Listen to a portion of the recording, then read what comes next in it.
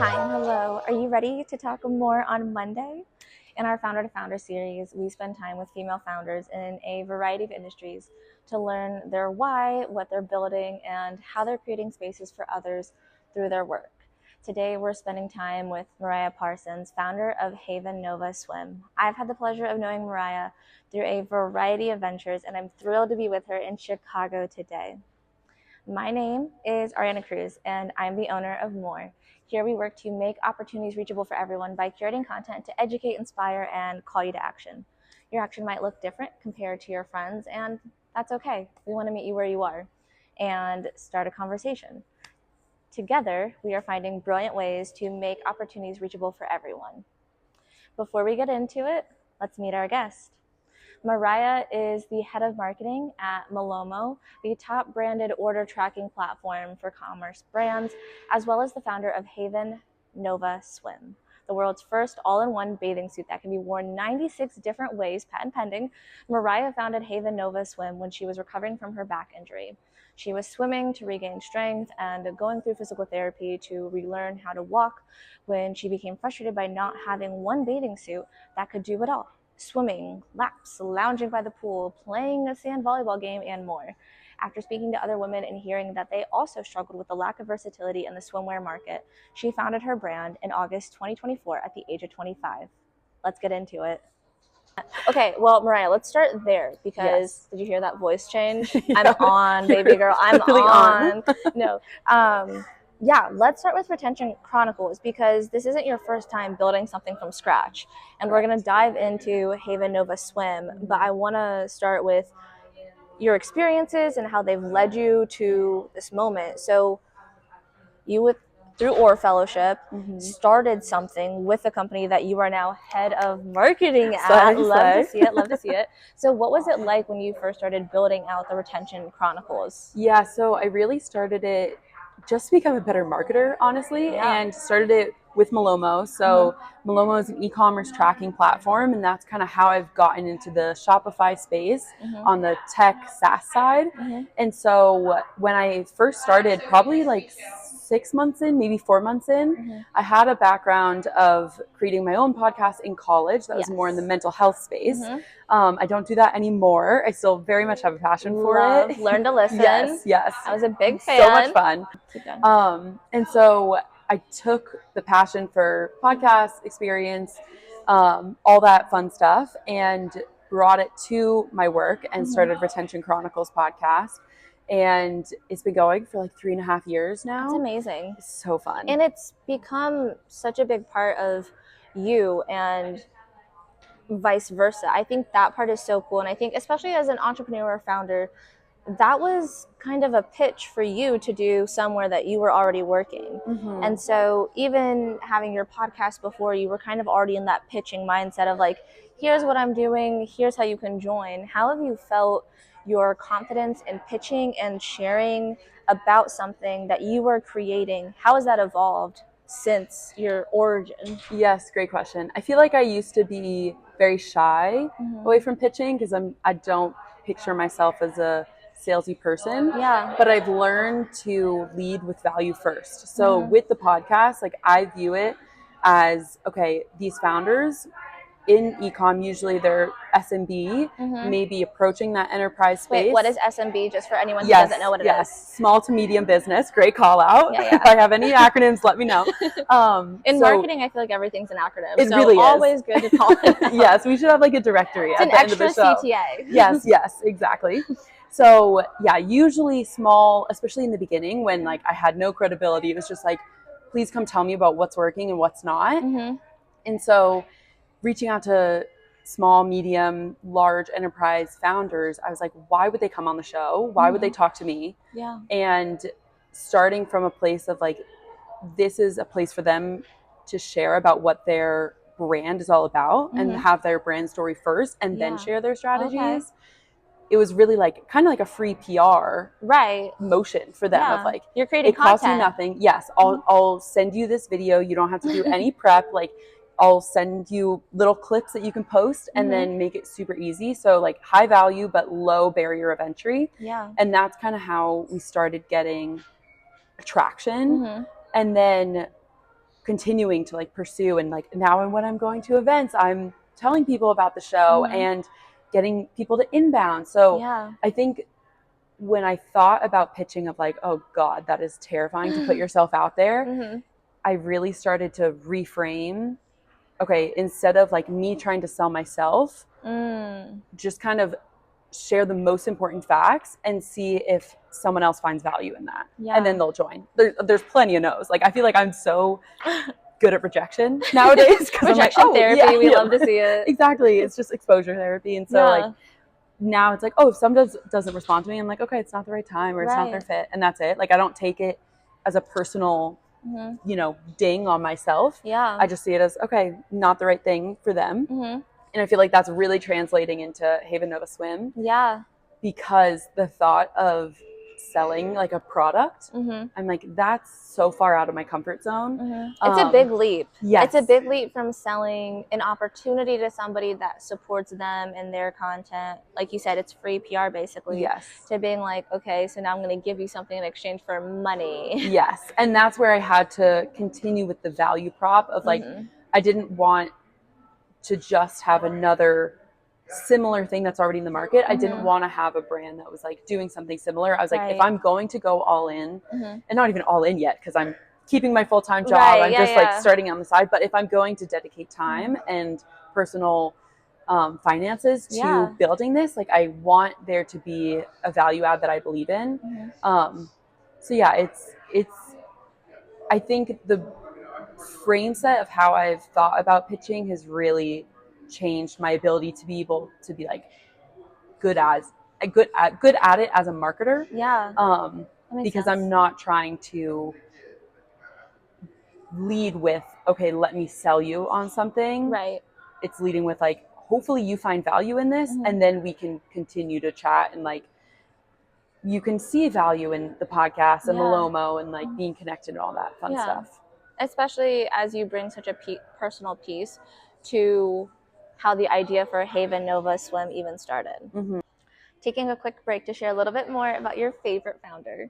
In 2018, I, Ariana, founder of More, graduated college and joined the impressive alumni network of Kelley School of Business. Since 1974, the Kelley School has been shaping business in Indianapolis.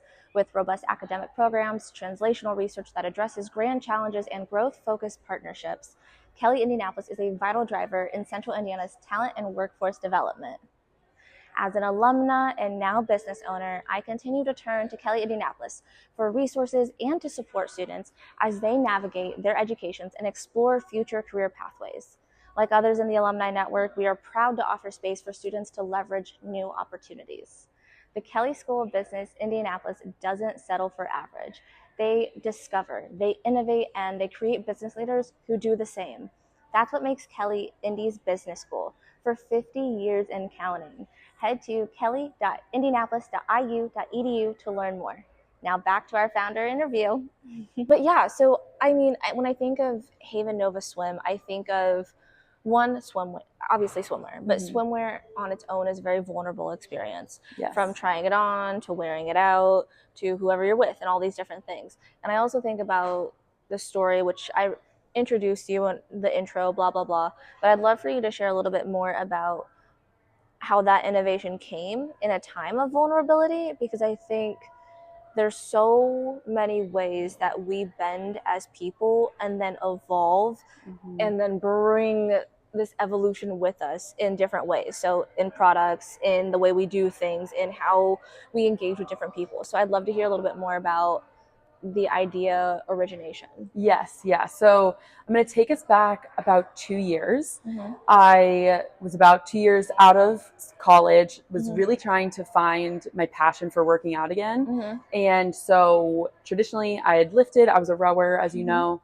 And so was really just feeling like I was not getting a lot out of the workouts I was doing, which was lifting. And so I went all in on hot yoga, like 7 days a week, loved it. Wow. Yes, I know. You see the like athletic side of me where it's like I go all in on something very quickly too. But I had been doing that for about 9 to 10 months. And then I took a little break, went to go travel a bit, came back, and I went to a class and I didn't warm up enough. And so retroactively, I now know I lost a lot of the strength that my body was used to through lifting. And so I just like overstretched basically. And I herniated a disc in my back. Oh my gosh. And so it was quite intense. Yeah, I kind of kept it on the down low, honestly. It was mainly like my family, my roommates, and my boyfriend who knew. And, you know, like some of our, of a little bit, you know, people just helping immediately here and affected. there. And yes, exactly. And it was such a dramatic change. Like I couldn't walk on my own. I had such a bad experience, honestly, at the hospital I went to. I'm so sorry to hear that. I know, it was crazy, and thank you. And so I ended up going to New Jersey, my mom, her helping me, all that fun stuff, because she's a doctor. And so I then had to go through physical therapy, like relearn how to walk, because the body's, it adjusts so quickly, especially when there's pain. Like I was, you know, like I was slower with walking on the right side, where I injured it. And so I had like a walker because I could not walk independently, had a cane. It was a whole thing. So it was after about 4 months of doing physical therapy, of like relearning how to walk, all that stuff, that I got to the point where I could start to be a little bit more mobile. And so my physical therapist, she was like, let's get you in a pool, let's get you swimming. And I'm very comfortable swimming because I swam a lot as a kid growing up in New Jersey. And so I started swimming, and I was like, I know that this is going to be about a 2 to 3, 4 month maybe excursion of me really investing in swimming like every day. And so I was like, I don't want to buy a Speedo or a new swimsuit. That's for like high competition. Like this is like, when I tell you, I was literally like starting out, I was holding onto the wall and literally just trying to float and like relieve the pressure on my back. And then obviously graduating to like a little bit of kicking, like 30 seconds of kicking, 2-minute wait, like very patient. So I was like, I don't need to invest in competition, like all tight, that. Exactly. All that uncomfortable stuff that I'm like, oh, too much. And that would have been so much harder to get on, which would have like exasperated. Oh my gosh. And like pulling out, oh my God, it was a whole thing. So I was like, I'm not doing that. So I just used a one piece that I had. And I didn't have enough coverage or support on the top of the bathing suit. So I was wearing a sports bra underneath it. And obviously the chlorine completely wrecked the sports bra because it's not made for it. But that's such a little piece of the story.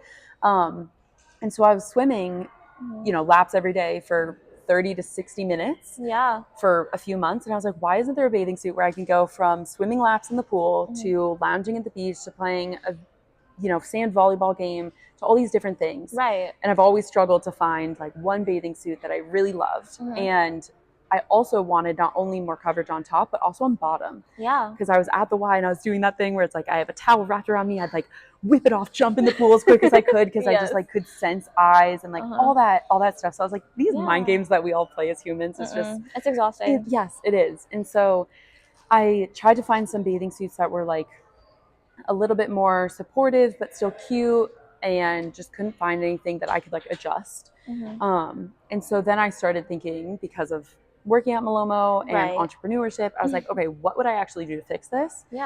So identifying that gap. Yes, as I always say, that's what they'll tell you in business school that I didn't go to. That's fine. I got you. Thank you. I know you do. I'll identify it. Yeah. And so like I identified that gap and really started thinking about, okay, is this something that would be like, take it out of my brain, something that I can make a prototype for. So then I started just thrifting bathing suits that fit me and like hand sewing them and starting to work on like, okay, if I pull this string, then what does it do? And like, how do you actually sew something?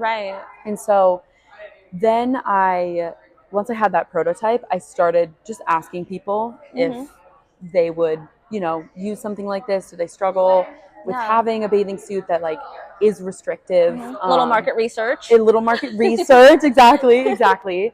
And then it ended up being that a lot of people were like, no, I would love a bathing suit where you can basically fan out the fabric or scrunch it in on the bottom and the top to convert it, like the coverage while you wear it. And so after I, you know, injured my back and was just restricted in certain movements, I was like, you know what? I don't want to live a life where I'm like going to regret maybe not having done something. And a couple of things lined up in my life where I was like, you know what? I have the time. Yeah. Because right now it's like, I have the time. I don't have a lot of responsibilities outside my work and my social life, which I can choose what I want. So yeah, I decided to start the business, and here we are. I think that's phenomenal. And I think, again, like tying such a piece of yourself and your lived experience that so many people can relate to. Because I remember I was at a car dealership when you and I were talking on the phone, and you were telling me about this idea, and I was like, oh my gosh, yes, because I think about family vacations even. Like, I'm not wearing the same swimsuit with my in-laws that I'm wearing to a girls' trip to the beach. Exactly. And that's okay. Yeah. I want to be respectful, but I also don't want to spend $65 on a top like for 3 different occasions. Yes. Yes. And same for the bottoms. What has that been like as you've been chatting with people, and I now see your prototype on social? What has it been like to see it, feel it, have it in hand, and then see reactions with different people that you're sharing it with? It's been a relief, honestly. Okay, every entrepreneur ever, a relief. Yes, literally, like not exciting. Yeah, it's like a sigh of relief. I'm like, okay, there's like something here that is like worthy of me investing time and energy and money into. And it has also been, of course, so exciting. I mean, how could it not be? But I just think about, and it is funny because I'm trying, obviously, to have that balance of being optimistic and also not trying to like lead any answers or like trying to create anonymity. How do you say that? Anonymous. I'm gonna say anonymous. I'm the last person to ask on how to say words. My brain. I'm keeping things anonymous so that people can feel comfortable, like actually sharing what they want to share. That's great. Sorry for ruining that. I know when I filled out the survey, I said, "This is Ariana," and I'm obsessed. No, I literally I loved you. I was like, girl, me too. And so many people have done that, which I'm like, if you want to offer your name, please do it. Like, I love the support, and I love the encouragement. Yeah, 100%. But so like seeing people's reactions of, it's really hard to like see friends try on the bathing suit and then be like, don't say a word. Like, there's obviously things that I want to like call out and be like, what do you think of this? But just seeing their like, oh, this is so supportive. Like, this fits me really well. The fabric is really soft, or like, oh my God. And reversible. Literally, yes.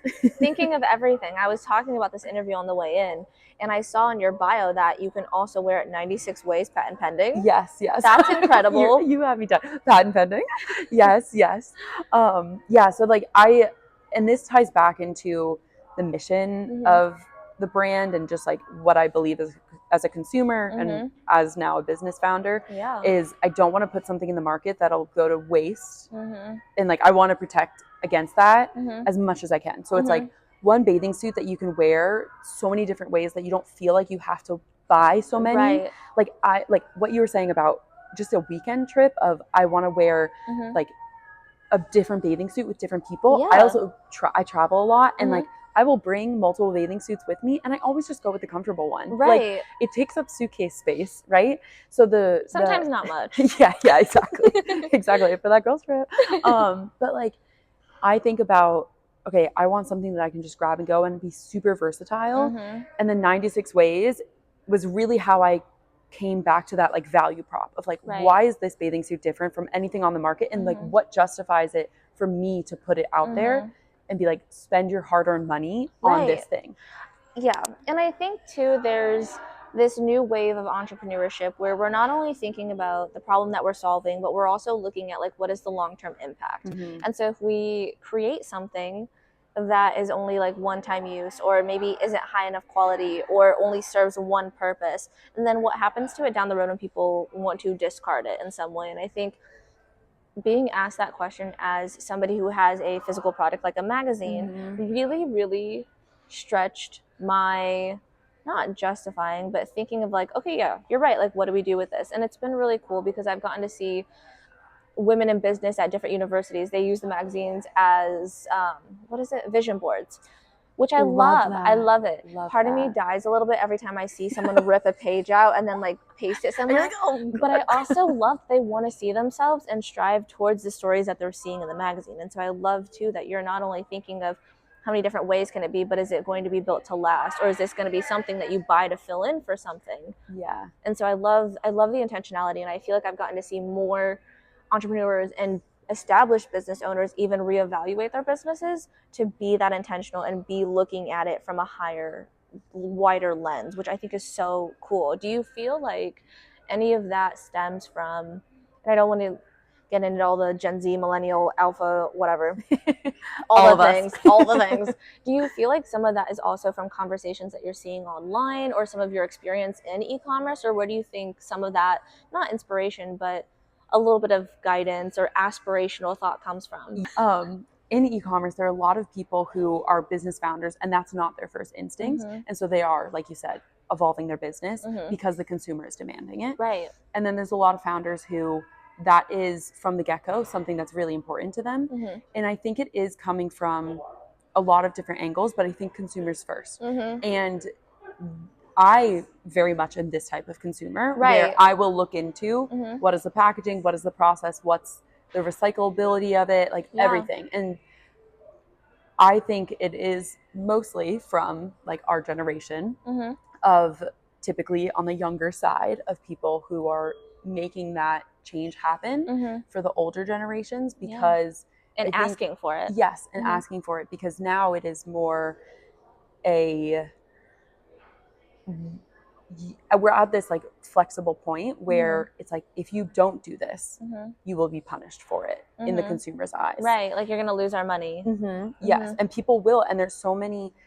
One of the great things about e-commerce is how quickly people can really get up and running with a new idea and find success.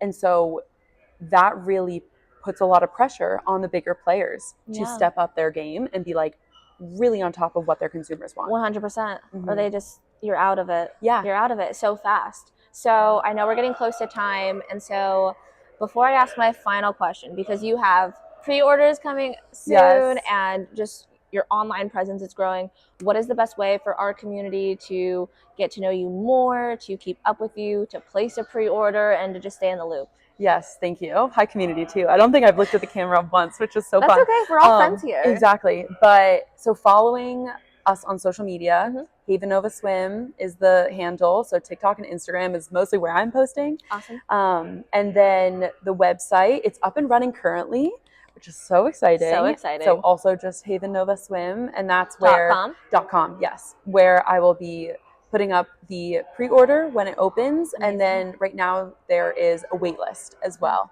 So yeah, if people want to sign up for email, I'll be, keeping people updated there as well. Phenomenal. And yeah, I'm so excited. So my favorite question to ask all of our female founders, because I think that we find inspiration a lot from the women around us, the women that we get to engage with and surround ourselves with.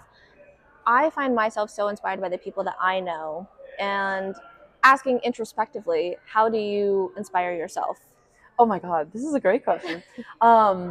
Honestly, through a lot of my relationships, like that is what keeps me grounded. And when I'm trying to look at, okay, like what do I want to do? I will very much lean on my people. And I'm an external processor. Like I go to my mom, my boyfriend, my friends, like anyone who will take the time to sit down with me and let me think through, okay, this is what I'm thinking. So I very much turn outward, I guess, to inspire me.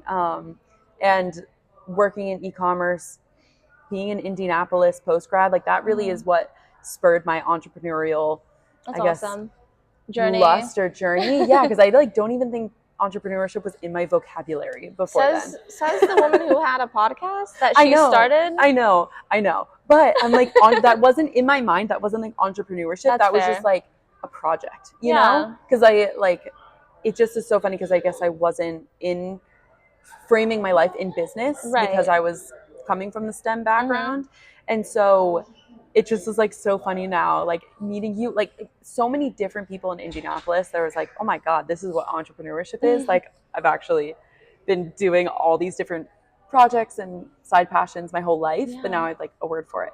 I love that. And I think entrepreneurship can look different for anyone. And it's like so many other things in your life, it's meant to serve you so that you can serve others. So Thank you so much for joining. Thank you for so much having for me. letting me come to the Windy City and hang out with you. Oh my This has been God. delightful. All the time, girl. Literally anytime you text Okay, me, I'm say like, I'm less. there. So I'm like, I'm already in the car. Where I are you? love it. I love it.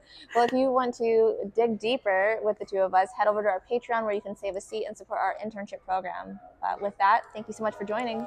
Thank you.